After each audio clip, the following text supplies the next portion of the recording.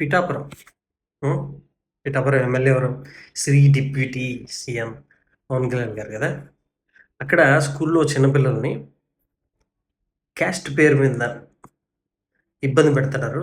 ఆ పిల్లల్ని మాత్రం ఎస్పెషల్లీ ఎస్సీ పిల్లల్ని, మాల పిల్లల్ని బయట నిలబెట్టి, మిగతా క్యాస్ట్‌లని లోపల పెట్టి వాళ్ళని క్యాస్ట్ బేస్డ్‌గా దూషిస్తాండ్రు అనంటే అని న్యూస్ అయింది. పెద్ద ఇష్యూ అయింది. దాన్ని సింపుల్‌గా మన డిప్యూటీ సీఎం గారేమో పీఠాధిపతి గారు అలా సింపుల్‌గా తోసేశారు. ఎవరో చిన్నపిల్లలు ఇద్దరు కొట్టుకుంటాంటే దాన్ని ఇష్యూ చేశారు. అంత సింపుల్ కాదండి. మీ మీ పిఠాపురంలో ఇప్పటికి ఇది థర్డో, ఫోర్తో ఒక అబ్బాయినైతే పొడిచేశారు. ఎస్సీ అబ్బాయి. కుర్లు బాబీ అని అనుకుంటా జనసేన నాయకుడు. ఆయన్ని అరెస్ట్ చేశారు. ఆయన మీద కేసు అయింది. ఆయన వెళ్ళి సరెండర్ అయ్యారు. అరెస్ట్ కాదు, ఆయన వెళ్ళి సరెండర్ అయ్యారు కేసు అయితే. నిన్న ప్రశ్న అనే ఛానల్ ఉంటుంది కదా, ఆ టీం వెళ్ళి అడిగితే చిన్న చిన్న పిల్లలంతా వాళ్ళు చెప్పేటి ఒకసారి వినండి. ఎంతసేపు అలా తోసేసి ప్రతిదీ రాజకీయం కాదండి.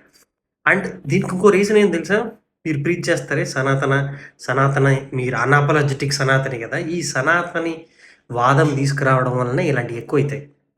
ఓకే, ఈ మనువాదంలో కింద పిరమిడ్లో ఎస్సీ ఎస్టీస్ ఉంటారనే, శూద్రులు అంటారనే ఈ ఈ సనాతనిలో ఉండే దరిద్రమే అది. ఓకేనా? మీరు దాన్నే ప్రమోట్ చేస్తుంటారు. అలా ప్రమోట్ చేస్తే ఏమవుతుంది? ఇలాంటివి అవుతాయి. మీరు ఇంకొకసారి ప్రతిసారి ఎవరో రాజకీయం చేసినారు ఇవి కాదు.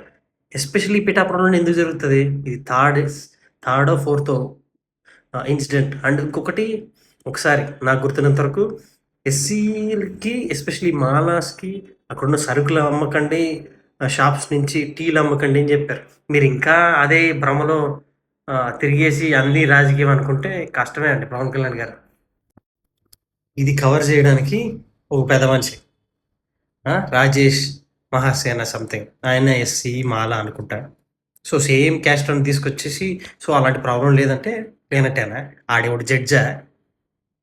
ఆడు చెప్తే డిసైడ్ అయ్యేదానికి ఆడేమన్నా ఆయన పేరు మీద కమిటీ ఏమైనా ఉందా? సో ఒక ఇష్యూ జరిగితే నలిఫై చేయడానికి ఇలాంటి పనికి మనల్ని తీసుకొచ్చి సెటిల్ చేసేస్తారు, అంతేనా? సింపులా?